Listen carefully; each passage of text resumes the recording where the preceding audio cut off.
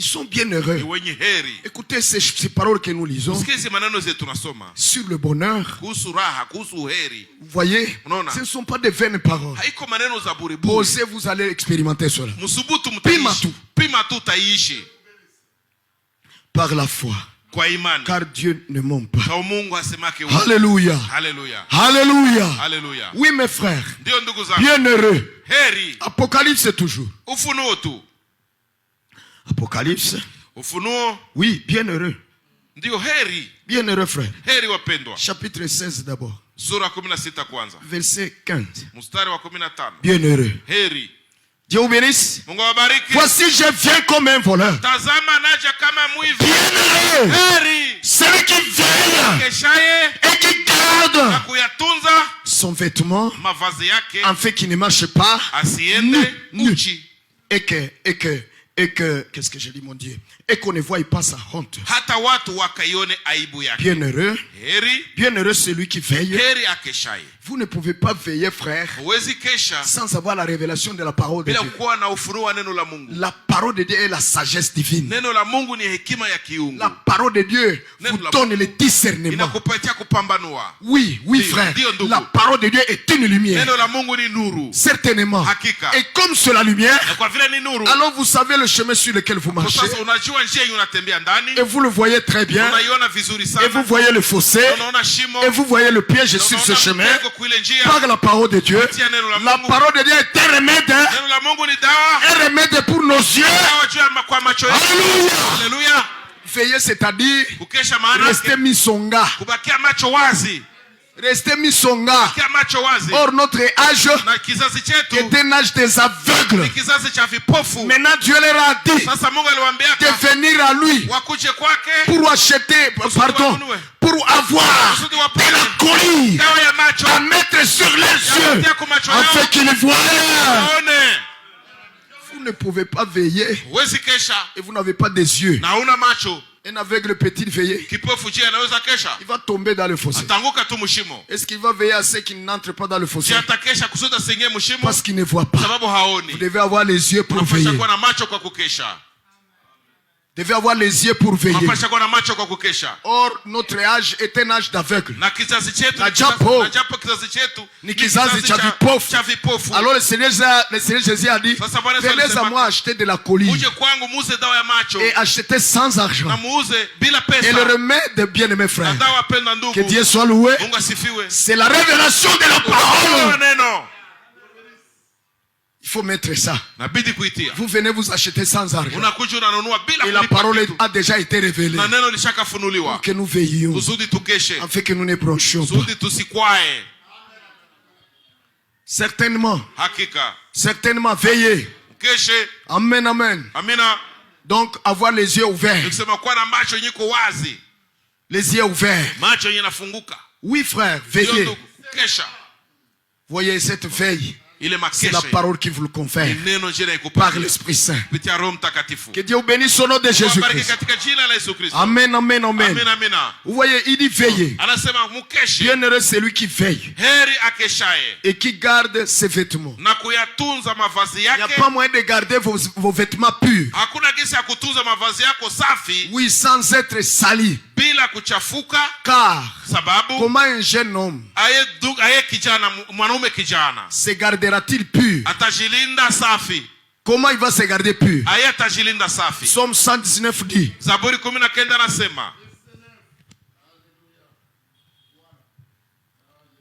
la parole. Maintenant, si vous la manquez, mais vous restez aveugle sur ce point-là.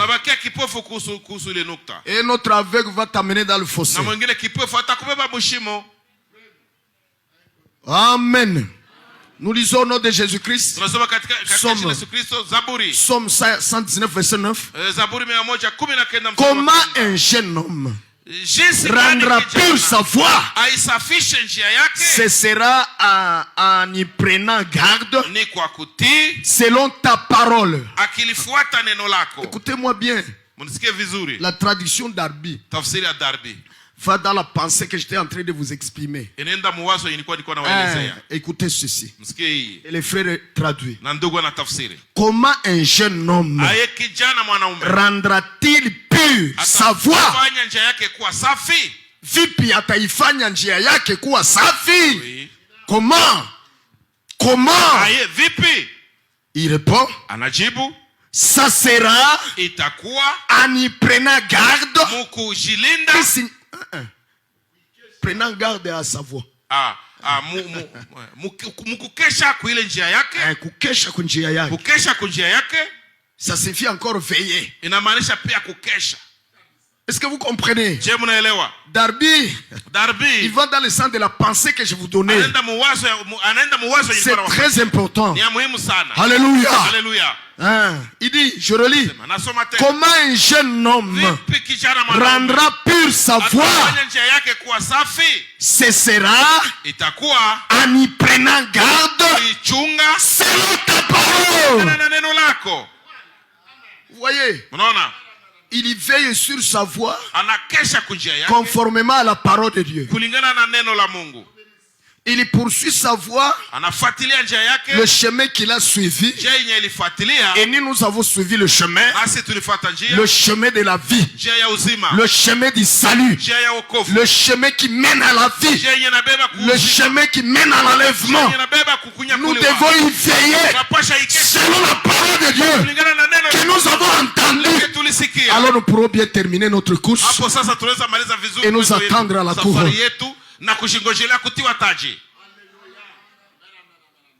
Votre voix, vous devez y veiller selon la parole de Dieu, pas selon les églises. C'est pour cela que je vous ai toujours dit, ici, nous n'avons pas imité d'autres églises. Nous veillons sur notre voix selon la parole de Dieu, pas selon telle église ou ceci ou cela. Non, selon la parole de Dieu. Quand nous cherchons l'approbation de Dieu, kibali cha Mungu. Certainement mes frères. Certainement. Je dois veiller sur ma voix. Dans tous les domaines. Dans tous les domaines, je dois veiller sur ma voix. Dans tout ce que je dois faire. Dans tout ce que je dois dire. Dans toutes mes réactions. Dans tout ce que je fais. Je dois veiller sur ma voix en regardant la parole. C'est la parole qui me donne à savoir si je demeure sur le chemin, ou que je suis déjà égaré. La parole. La parole. C'est la parole qui me donne à savoir si je suis debout spirituellement ou que je suis déjà tombé. La parole. Selon la parole. Vous voulez rendre votre voix pure? Vous voulez le garder pur? Voyez la parole. Qu'est-ce qu'elle dit? Linasema nini? Certainement mes frères. Vous comprenez? Alors, bienheureux ceux qui veillent selon la parole que Dieu a révélée. Bienheureux ceux qui veillent. Ils sont bienheureux ceux-là, pas ceux qui y vont à l'aventure, pas ceux qui y vont comme des délinquants, comme des brigands, comme je ne sais pas, des sans foi ni loi, des impies. Pas ceux-là. Pas ceux-là qui vont faire vaille que vaille. Ovio. Pas ceux-là. Je dis pas ceux-là. Mais ceux qui veillent sur le voie. Et ils veulent l'objectif, comme je vous le disais hier, c'est de rendre cette voie pure. Alors comment le rendre pure? Comment la rendre pure? C'est en veillant sur cette voie-là selon la parole de Dieu. Alors ceux-là sont bien heureux. Ceux qui ne font rien sans d'abord se demander que dit l'Écriture, qu'a dit l'Éternel, qu'a répondu l'Éternel, quels sont les commandements de l'Éternel sur ça. C'est comme ça que tu peux rendre ta voix pure. Pas en écoutant un tel ou un tel. Ou en regardant un tel. Non, non. Tu ne rends pas pure. Tu ne rends pas pure ta voix. N'est-ce pas? En veillant sur ta voix selon ce que dira quelqu'un d'autre. Et tu te dis, bon, si j'ai fait ça, qu'est-ce qu'ils vont en dire? Je vais me retrouver abandonné de tous. Ah non, non, non, quand même.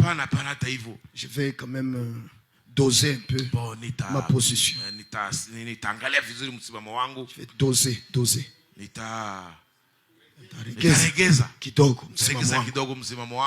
Comme ça, je suis en paix avec tous. Voyez, pas question. Bienheureux ceux qui veillent sur leur voix selon la parole. Bienheureux. Bienheureux qui veillent sur leur enseignement selon la parole de Dieu.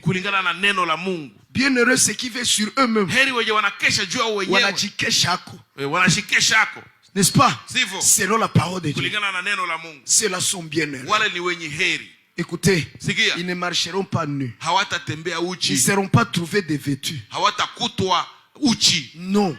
Ils seront trouvés vêtus. Je vous dis vêtus de la longue robe d'une blancheur éclatante. Une blancheur éclatante. Pire. Bienheureux. Bienheureux. Voulez-vous être bienheureux?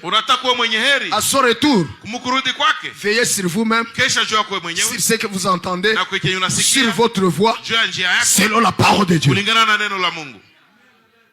Pas selon vos pensées, pas selon vos volontés.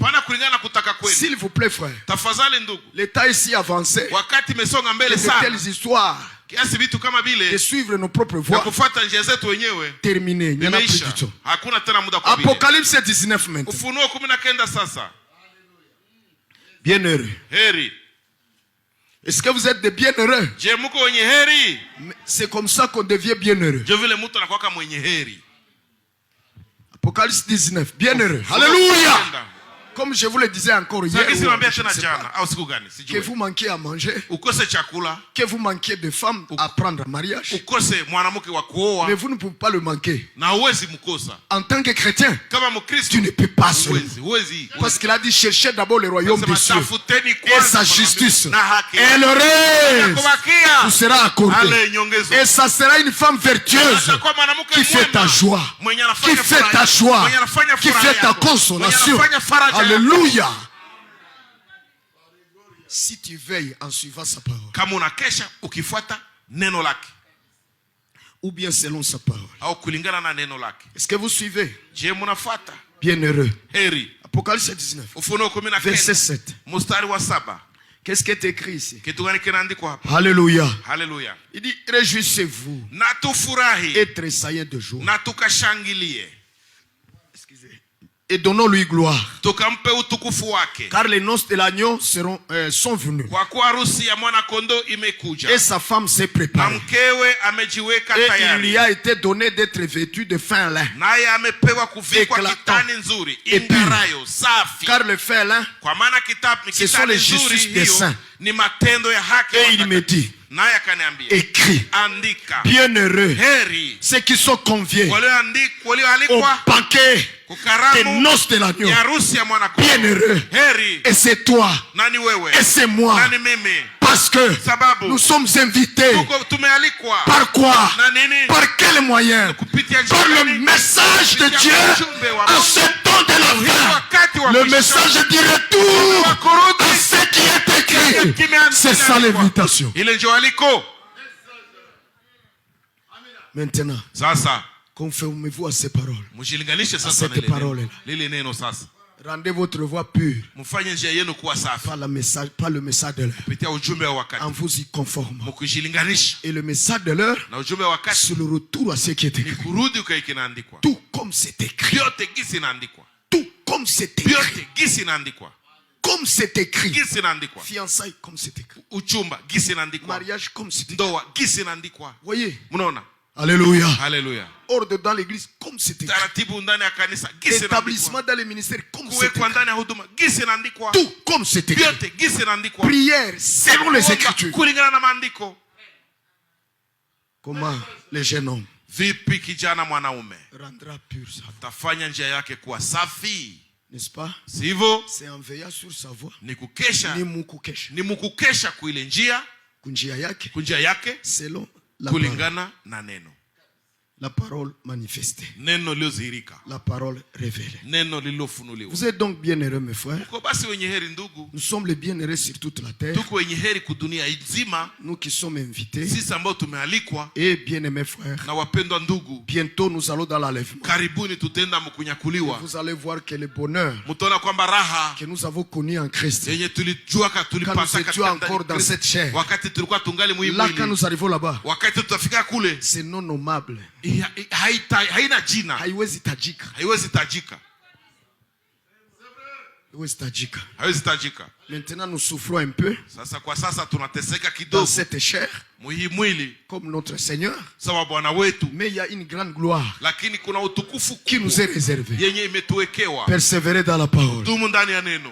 Certainement mes frères. Hakika ndugu zangu. Bienheureux. Heri. Ceux qui sont invités. Wenye umealikwa. Au banquet de noces de harusi ya mwana kondoo. Alléluia. Alléluia. Alléluia. Apocalypse 22. Ufunuo 12. Toujours bienheureux. Heri tu siku zote heri. Verset 14. Mstari wa 14. Bienheureux toujours. Heri tu. Amen, amen, amen. Amina. Oui mes frères. Ndio ndugu zangu. Écoutez encore les bienheureux ici. Musikie tena wenye heri hapa. Qui sont bienheureux ici? Wanani wenye heri hapa? Bienheureux c'est qui lavent leurs robes. Heri wazifua nguo zao. En fait qu'ils aient droit à l'arbre de la vie. Wawe na ruhusa kuendea huo mti wa uzima. Et qu'ils entrent par les portes dans la ville. Na kuingia mjini kwa milango yake. Ils sont bienheureux ceux-là. Wale ni wenye heri. Qui lavent leurs robes. Ambao wanazifua nguo zao. Ils les lavent comment? Wanazifua je? Dans le sang de l'agneau. Ndani ya damu ya mwana. Comment le sang est appliqué? Vipi damu itumikishwa? C'est en croyant la parole. Amen, amen, amen. Et en se repentant. Il n'y a pas de repentance quand vous n'avez pas entendu la parole qui vous convainc par le Saint-Esprit. Ça vous convainc du péché, certainement. Et alors vous vous écriez, Seigneur, je suis perdu, pardonne-moi, relève-moi, purifie-moi. Et alors le sang vient. Ça fait passer dessus. Ça fait passer le son détergent dessus. Oui, oui. Et la tâche est effacée. Ça disparaît. C'est anéanti. Vraiment anéanti. On peut effacer les tableaux. On peut effacer sur un papier avec une gomme. Mais, frère, il y aura des traces qui restent. Vous le savez bien. Au tableau d'ailleurs, il y a de la saleté de ce que vous avez écrit qui reste. N'est-ce pas frère? C'est pas ça avec le sang de Jésus. Ça anéantit. Plus de traces. Plus de traces. Alors bienheureux, ceux qui lavent leur eau dans le sang de Jésus-Christ. Oui, oui, oui, oui. Au travers de la parole de Dieu. Que le Seigneur bénisse son nom de Jésus-Christ. Il est écrit dans Ephésiens 5, verset 26, que Jésus-Christ a racheté son église. N'est-ce pas? Et l'a lavé dans l'eau de la parole. Maintenant, cette eau-là a besoin du savon, du détergent, qui est le sang de Jésus-Christ. Donc, il y a la parole, alors le sang peut agir. Sans la parole, le sang n'est pas appliqué. Amen, amen, amen. Pour que le sang puisse vous purifier, bien aimé frère, il faut l'eau de la parole. C'est pour cela que nous voulons toujours venir pour écouter cette parole qui nous corrige, qui nous montre là où nous avons péché. Alors, cette parole nous convainc par l'esprit et nous nous repentons. Et après la repentance, frères et sœurs, le sang est appliqué, la chose est ôtée de nous pour des bons. Gloire soit rendue à Dieu. Alléluia. Alléluia. Oui, mes frères. Oui, mes sœurs. Il est écrit ici dans 1 Jean 5, verset 7. Les bienheureux du Seigneur. Oui, les bienheureux du Seigneur. Que le Seigneur vous bénisse beaucoup. Si simplement vous croyez l'être. Oui. Jean chapitre 5. Chapitre 5. Chapitre 5 de 1 Jean. Oui, oui, il est écrit ici au verset 7. Il y en a 3 qui rendent des témoignages. L'esprit, et l'eau, et le sang. Et les 3 sont d'accord pour un même témoignage. Oui, mes frères. Ah, que Dieu soit remercié. Bien aimé, je vous dis la vérité. Et je voudrais vraiment que vous compreniez. Et par la grâce de Dieu, à partir de ça même, nous pouvons entrer dans notre étude sur Saoul, vous savez. Vous comprenez déjà comment nous sommes bien heureux. Nous qui avons soif. Nous qui avons faim de la parole de Dieu. Alléluia. Venez manger, frère. Car la table est garnie pour vous. Par la grâce de Dieu. À l'assemblée chrétienne de Gomandosho. La table est garnie. Là, il n'y a pas de sale vomissement. Il n'y en a pas. Que Dieu soit loué. Que Dieu soit remercié. As-tu déjà vu des sales vomissements ici? Non, par la grâce de Dieu. C'est la parole révélée. Alléluia. Qui nous est servi. Et nous louons le Seigneur pour ça. La paix soit avec chaque croyant. Amen, amen, amen.